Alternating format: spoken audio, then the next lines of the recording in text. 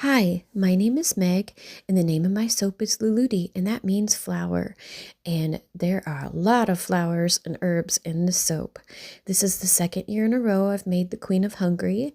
So first up went chamomile petals, and now some ground sage. I'll be going through all the herbs I put in this first, and then I'll be telling you some of the history of Queen of Hungary water. So next is some local lavender petals. I need to go back to the lavender farm here in probably about another month and stock up again. This is elderflower petals.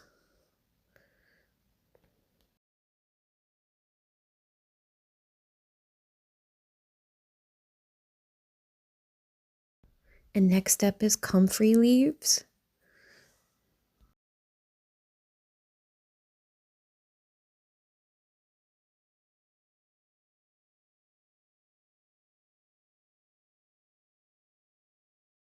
And this is dried organic lemon peel in like little chunks, not quite ground.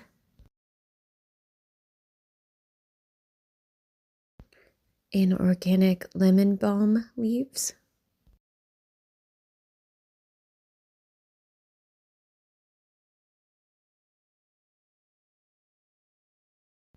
And this is calendula petals.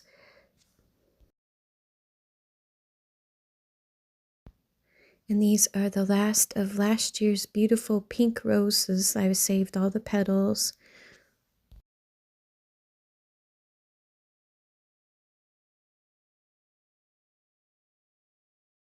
And of course, rosemary, which is very crucial to Queen of Hungary water.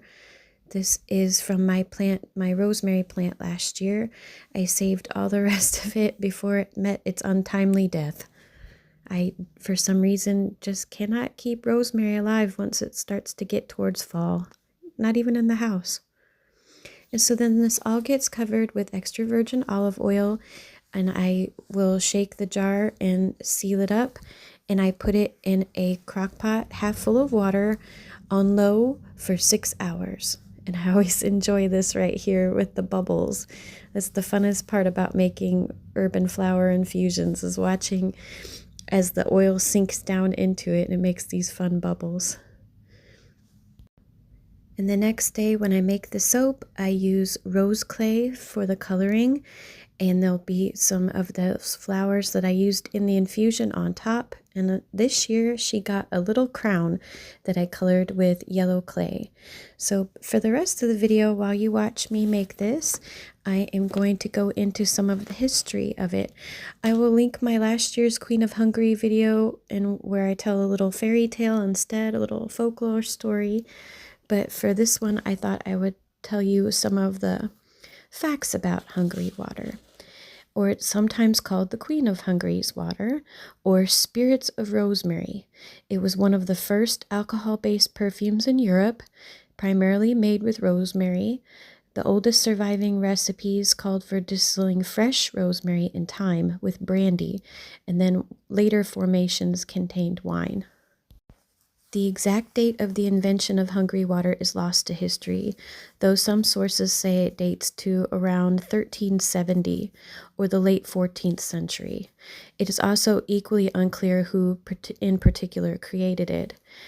According to legend, it was formulated at the command of the Queen Elizabeth of Hungary, sometimes identified as Queen Isabella of Hungary, or Saint Elizabeth, Queen of Hungary, but I don't think that it's connected to the Saint Elizabeth, because she lived at a different time period. Some sources say that it was a hermit or a monk that first gave it to the Queen of Hungary, though most likely it was made by a court alchemist, according to the Wikipedia entry on this. The water was given to the queen in order to help her headaches. These legends mostly date to mid-17th century, though, so the details can have become confused. And this is what I've always heard from, and I don't know if it's because I'm half Romani, but my grandmother always said that it was the Romani people that made Hungary water, and that we had traveled around selling it as a cure-all. And I'll talk about that in a minute here. According to also to legends, Hungary water first appeared outside of Hungary after 1370 when Charles V of France, who was famous for his love of fragrances, received some and loved it so much. Its use was popular across Europe for many centuries until cologne appeared in the 18th century. It was the most popular fragrance and remedy applied before that. Now, French Hungary water in the 18th century was touted all over for variations of Hungary water because of the quality of rosemary used in the distillation. Advertisements in newspapers even warned against counterfeit versions of French Hungary water, explaining to potential buyers how to detect the difference in quality. Hungary water was used during the late 17th century as a form of medicine. It was believed to have had many uses, such as helping a headache, toothache, or ringing ears. It was also used to help cleanse the body by clearing out several of the vital organs of impurities. It was one of the medicines at the time that could be considered a cure-all. Hungary water was made through a distillation process that included concentrating the ingredients involved, which often included rosemary and wine. It was used for men, women, and children alike. The dosage was 1 to 2 sips of the medicine or a topical application, depending on whether the ailment was internal or external. And its other uses, similar to other herb and flower-based products, Hungary water was a valuable remedy, with recipes advising the user to wash with it, to drink it in order to receive the most benefit. Other times it was recommended to be added to other prepared distilled waters to use when washing one's face in order to prevent irritation and breakouts. It was even thought to help people maintain their youthful appearance and beauty, and that's what the story on last year's Queen of Hungary was the old folk tale about the queen, how that she looked so beautiful and so young in her 70s that a prince came to her kingdom and wanted her hand in marriage, and he was in his 20s. So that's how the story goes, that the Queen of Hungary water helped her stay young and beautiful. All I know is that all of these herbs and flowers are super beneficial, each one more special than the next. So combined together is really something special. And I know Romani people, we always used it. We used it for spiritual cleansing, bathing, for your face, for your hair, as a perfume. It's usually rosemary scented, although I did put a little lavender in it as well. So my soap is rosemary and a little lavender.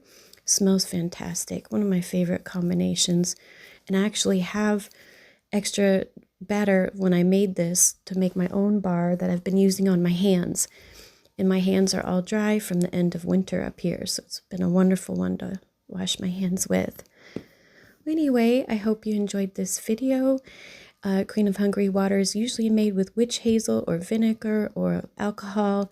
So this is my soap version of it. I hope that you enjoyed watching this. It's available now in my shops, and take care.